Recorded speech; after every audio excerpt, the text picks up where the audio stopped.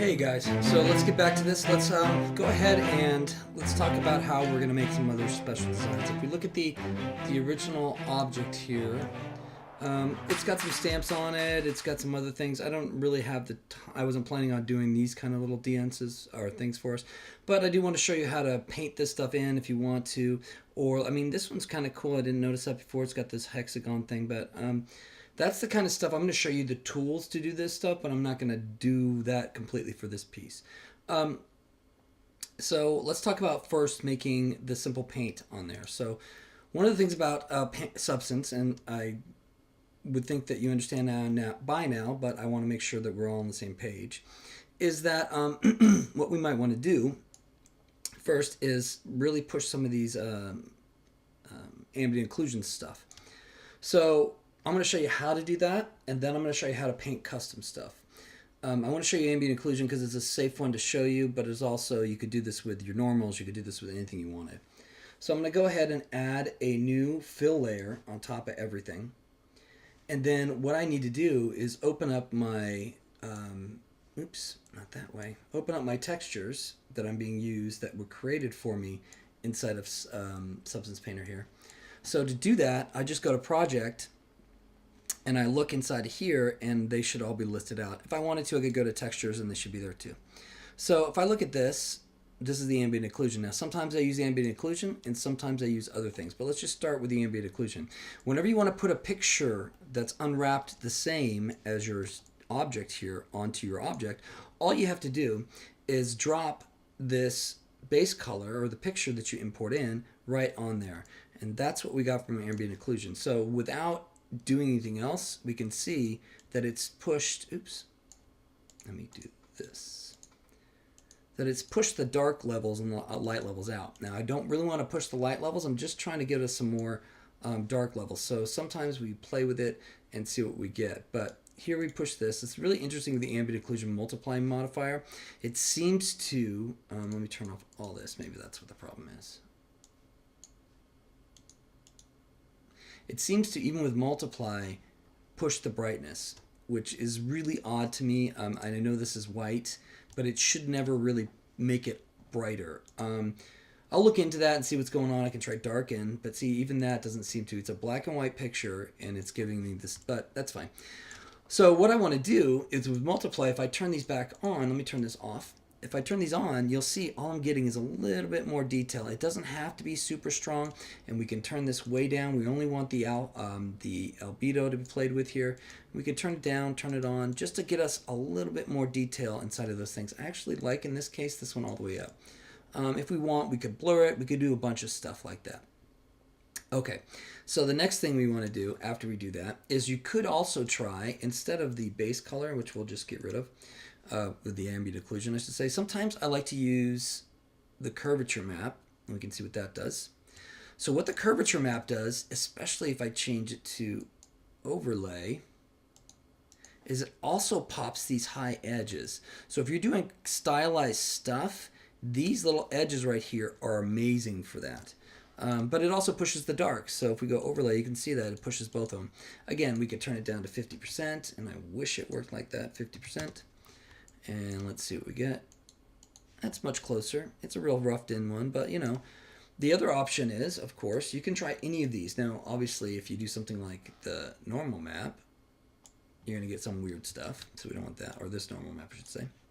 It's going to be all weird and like 80s flashy. But what we're going to do is try one more time, and we're going to try thickness, because it's got some brightness like this, and it's got some darkness, and it should be a little bit more what I'm looking for here. And I want to change this to multiply. There we go. Now, if it doesn't work for you the first time, you can also just double it up. Second one on there. So you can see the first one. First one, there's the second one. And again, it depends on if you're going super cartoony or whatever. In this case, I just need the one. I just wanted to show you simple little tricks you can do to make things work. Now, the other thing, oh man, this thing's a nightmare. I don't mind it. I like things that snap together like that, but sometimes, oof. Okay. So the next thing I want to do is try and put some of these bolts inside of the image. So those bolts are that I'm talking about are these kind of things down here. Okay. So I'm going to come in here and I'm going to look at. There's a couple ways to do it. Some ways are better than others. You know, there's some things you could do with hard surfaces that you can't do with. Okay. Let me put it this way. There's two ways to do it. You can use the height map or you can use the normal map. In some cases, I like to use the height map because I get a little bit more control when I'm painting, especially if you're doing custom hand-painted stuff. But if you're doing just stamps and you have it made as a normal map first and you can make your own, then this is a really great way to do it. So what we'll do is we'll come over to hard surfaces and we're going to turn off the color. We'll leave that one on. We'll make a new layer. We're going to do a new paint layer this time, so it doesn't actually add anything. And then what we're going to do is hide everything, or turn off everything but the normal for right now. So if we turn off everything but the normal, and I come down here and I find one that I like this one, and I drag it into the normal map, like that, which I guess it was already there because I'd done this before. Do it again.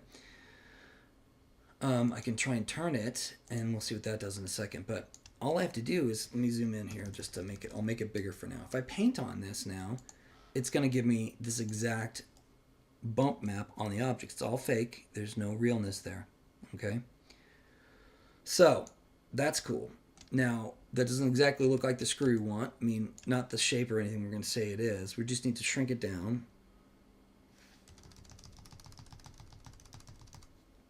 And then, let me pull it up again here. I'll pull up my screen up here. And then we just need to click where we want one. Now, the problem is that it may not be how we want it to be. You can double click and add some to it, but it's going to get a little pixely. So we can also try this out. And that means it doesn't dip in before it goes out. See how that's different if I turn that off? Now it's going in and out. It's up to you how you want it to look. In this case, I might just leave it off so it's out. But do you see that pixelization we're getting right there? That's because of the size of the map we're using. So if we come back over here and make sure our map size is right, we're using 2048. So it just means that this area doesn't have a lot. And that's what we're going to talk about next few weeks from now. But for now, let's just talk about doing it this way. So we can do this. You know what? I had changed my mind. I'm going to do it this way. But it's still only painting over, so it's like it got painted over. If that's what you want, that's great. One of the problems with doing it that way is it doesn't feel like it's part of the same painter process. It doesn't have the scratches and stuff. We can get back to that too. So I'll show you that too. But let's turn this and do a couple more things. So we do want color, let's say. We're going to leave it kind of gray like this. So now when I do it, it's a gray one. That's too gray, too dark.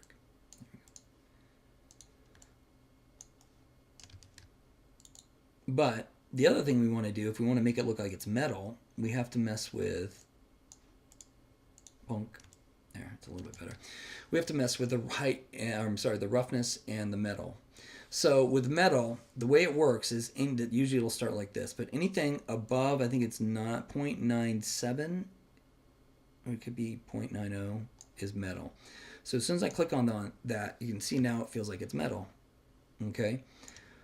The other thing you might want to do is add roughness. Now roughness should start at 0. Now it's opposite is what you think. Now roughness means that the map that's being used on here, the darker it is, the less rough it is, meaning that the more shiny it will be. The lighter it is, the more rough it is, meaning the less it'll absorb, more it'll absorb the light. So if I go all the way to the top up here and I click, you'll see you can barely tell what's going on even though it's there. Let me make it bigger just for this demo. It's there, it just doesn't really sell the point. So what do? Well, if I go the other direction, metallic is fine, we'll go down to this, and you can see the shader ball as I go down further and further and further, it's almost perfectly. If I do that, now it's just gonna go over everything. Now, we do have problems with that same map issue we had before, but we'll deal with that. And besides, these are gonna be really small. So I'm gonna turn this up to something closer to that, so when I click on it, that's pretty good. And if I look at it and I shrink it out,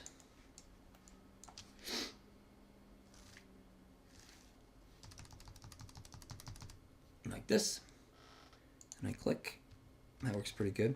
Next thing I'm going to do, and this is one of the things I've talked about with another artist recently, is that it doesn't have the double that you may want. I wish you could do more than one direction in the mirror as possible at a time, but you can't. And I think mirror is L. Okay, but now if I do it, it'll do it here. And if I do that, there. Those are still too big, so let me shrink them. Let's do it like this, and then that's too small. Goodness, I didn't think that would happen.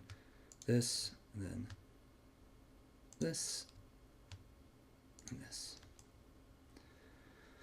The problem is, I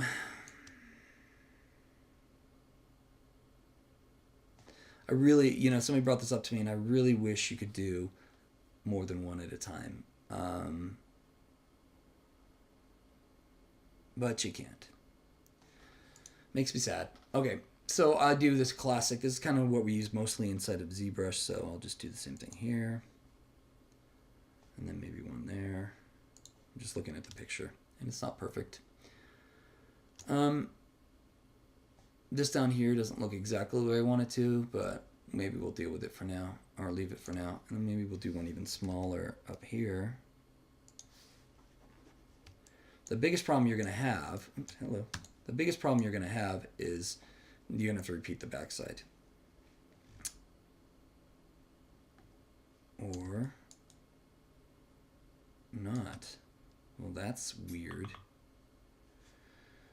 So, sorry, other students. I'm going to do a couple more here, here, here, and here, and here, and here, and you do yours a little bit more correctly. There we go.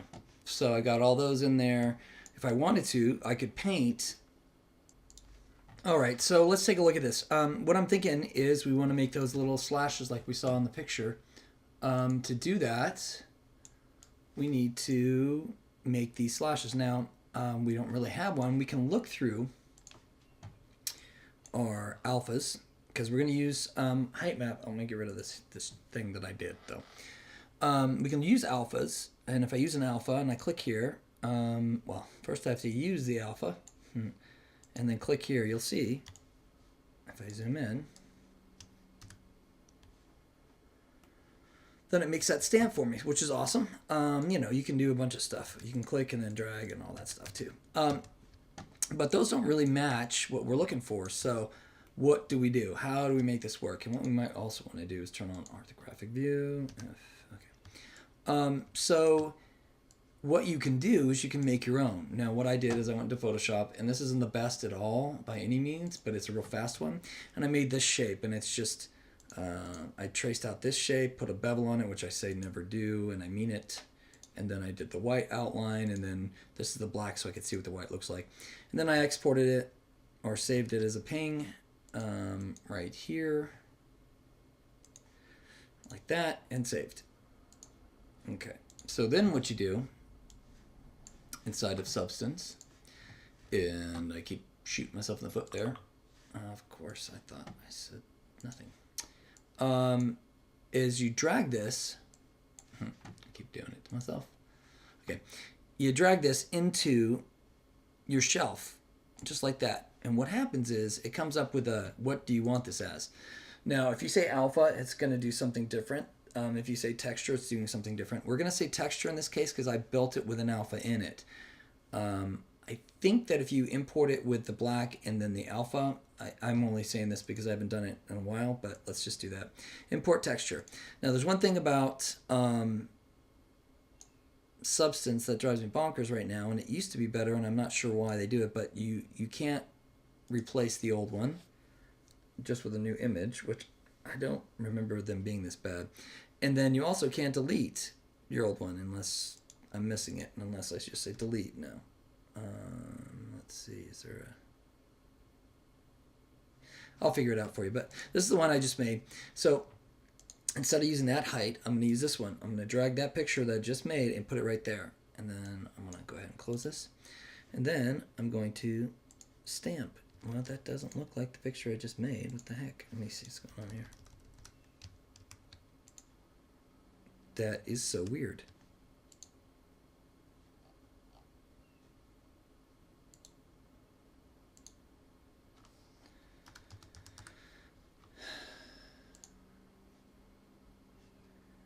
Okay. Oh. Let me see what this alpha's on there. That's what's going on. Okay. So if you ever get a weird thing like you just saw, it just means that your alpha has something and it's cutting off what your actual image is. But there's the thing. I look at it, it kind of looks like that.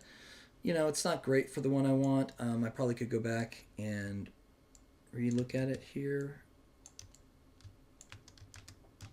I'm not sure why it's not. It's going up more than it's down. So, okay, so I've gone back in and edited it. I just pushed this to black and then made this transparent here. So let's go back in here. And then when I imported it as a texture. And then I went click. Now, so I got something like that. Then you're going to see some bump map stuff, and that's because it's underneath, all the stuff underneath it. So if you wanted to, you could go in and make a mask and mask out that stuff in the layers that are doing it. But what I want to show you too is that this is just like, this actually allows you to rotate it too.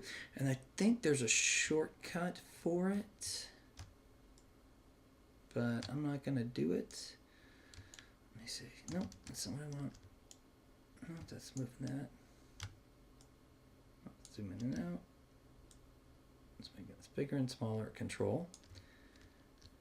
This is making it change the lighting. Where I put it down. Anyway, so easiest way to find it is just to come up here. Right now it's at an angle. We just want it to be the opposite, so 180. And then we'll just do this one. And now we've got that set up. So you don't always have to use an alpha or a picture you've made too. You can also just paint in here. So if I pick something, I'm going to probably want an alpha in this case. So we'll just pick something that's a simple alpha here. Like this. And then we will turn the squeeze off so it's just a dot. If I wanted to, I could sculpt straight in here, and depending on the brightness or darkness of your texture. So the weird thing, this is weird to me. Okay, so see how this is set to 0, right? If I paint right now in here, it does nothing. But if I push it up towards the white, even though they're both white, it pushes it out. Okay, if I push it down or left towards the other white, it pushes it in. So, you know, there are ways to do it by this, and the deeper you push it, the more it pushes it. And you can't, here's the thing though, you cannot make these, and I know we talked about this in the other class, you can't make these any deeper than their default deepness. I mean, I could do something like this, and then I could do something like this, which would go deeper. But that's about as deep as you can go. It's all for visual looks and stuff. The last thing is a separate animation. So that's it.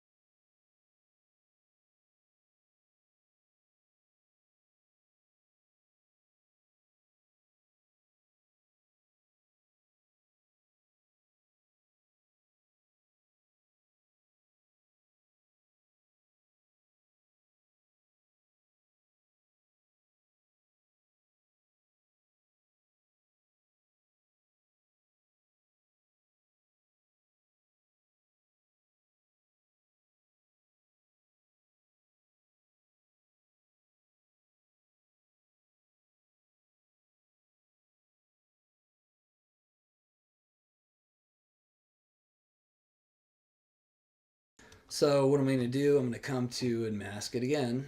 I'm going to say black mask this time, and then we can even go back into F1 and take a look and see if it's easier to paint it on the object or if it's easier to paint it separately. And see how this is right here, one part, and then the other part is over somewhere else. I think it would be easier to paint it on the object. So I'm going to come to the object. I'm going to grab it like this. I'm going to shrink it down, and I'm on white with a black mask. Okay. Just like that, but better. Now, you'll see that the resolution you have here depends on how much resolution you have on the mesh right here. So if I come back up and I say it's 2048, I'll get a tighter resolution on that, and I'll even get more of those bumps that I don't want. So let's see where those bumps come from again. Let's turn this one off. Let's turn this one off. It's got to be, which makes sense, this one. Yep. So this one is giving me the bumps. So is it here?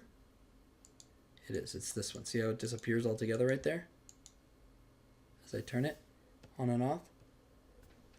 Well, now we break it down to what's doing it. Is it this one? It's this one. So the question is, do we want this everywhere or do we just want to mask it out?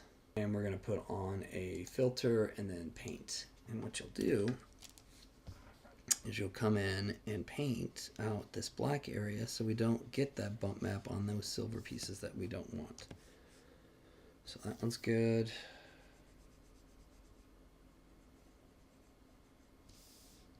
If I do it a little better, it's even better, but whatever. Okay. So there you go. Now we've got this thing set up. Let's see, front. Let's take this back.